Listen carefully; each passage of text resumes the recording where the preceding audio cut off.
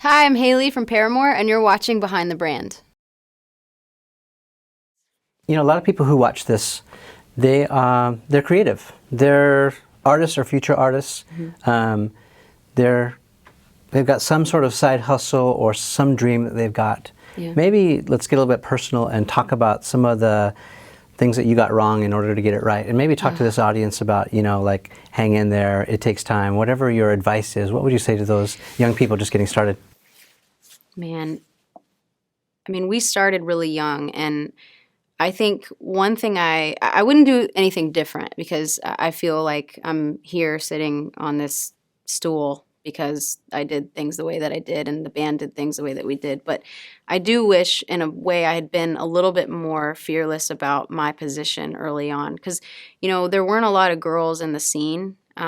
When we were kids. I mean, there were plenty of girls to look up to. There was Gwen Stefani, there was Brody from Distillers, and Shirley Manson, and all these wonderful females. I mean, even Debbie Harry, Cyndi Lauper. But I didn't have anyone my age around me that was a female. I was just on a tour with like guys twice my age, and I really I think I didn't show it on stage, but I doubted myself a lot. I really did, and I felt that loneliness sort of translating into something that it shouldn't have. You doubted yourself, like your skills, like you could actually do it, or I like just doubted whether or not people would ever take me seriously. imposter syndrome, like what am I doing? Yes, we were just talking about this. Yeah. Yes, imposter syndrome. I have it. I have imposter syndrome. I'm just gonna accept it because I think that I'm ready to get over it. But I mean, I'm 28 and I've been in a band for 13 years, and I'm just now realizing that that's really what it is.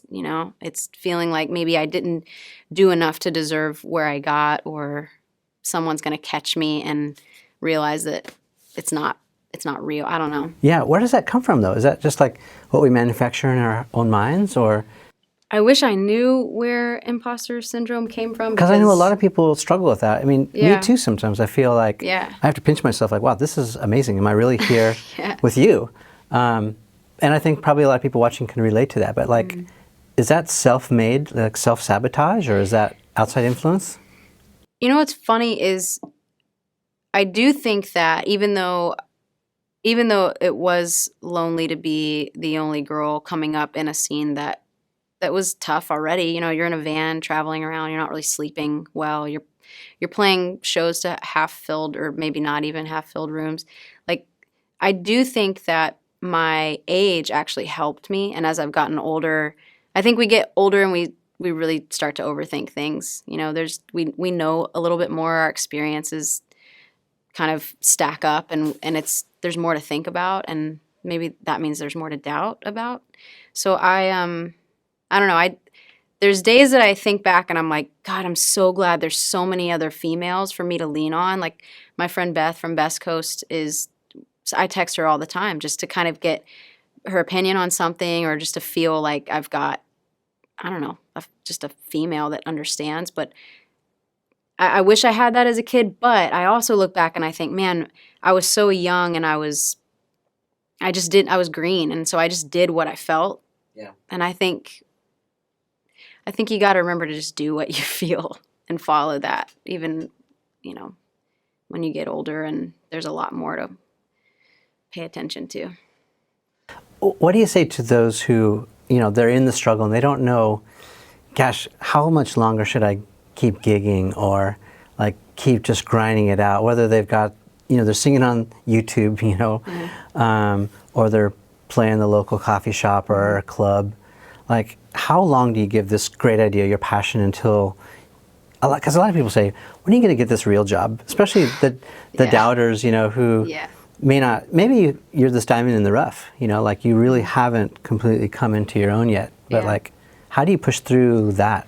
It's interesting to think about what makes me want to keep going, and what might make me want to quit. Because my band, we've been through so many crazy, we've been through a lot of hard times, and we've been through we've had so many successes and these great achievements, but that shouldn't be the fuel either to keep going. I think, to be really honest, 2 years ago, I was ready to quit. I just thought, I'd been through a lot personally, and the band had been through a lot, and I doubted if I could write a record that I loved as much as our self-titled record. And I just thought, oh, man, like I've been stressing this for 13 years.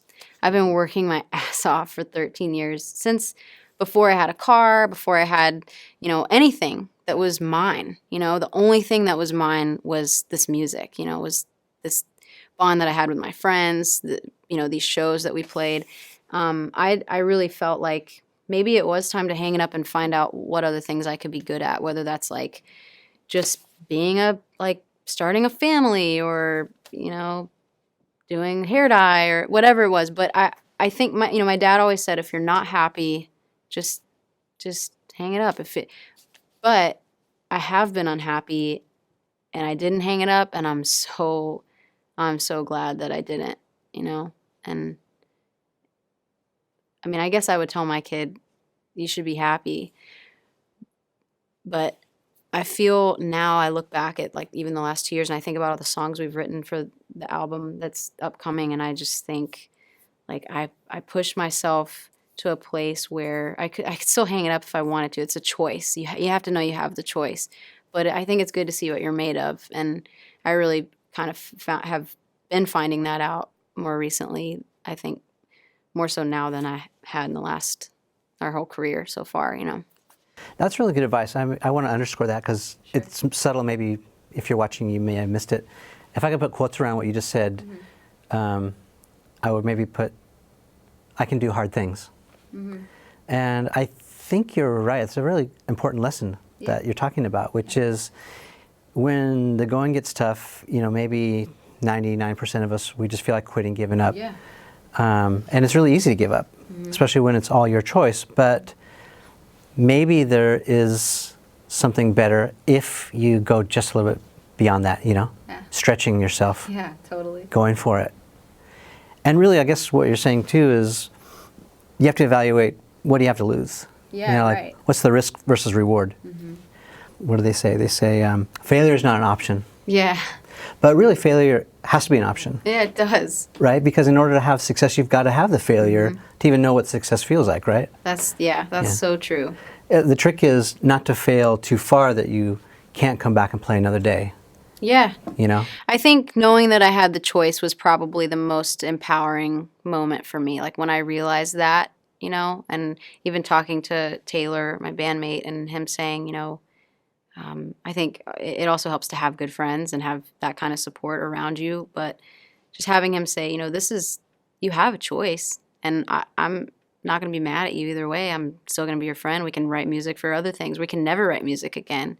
But when I realized that it was my choice to leave it behind and, try something else or keep going and maybe still hurt a little while and figuring out whether or not I wanted to do this, that was my moment. That was a good moment for me.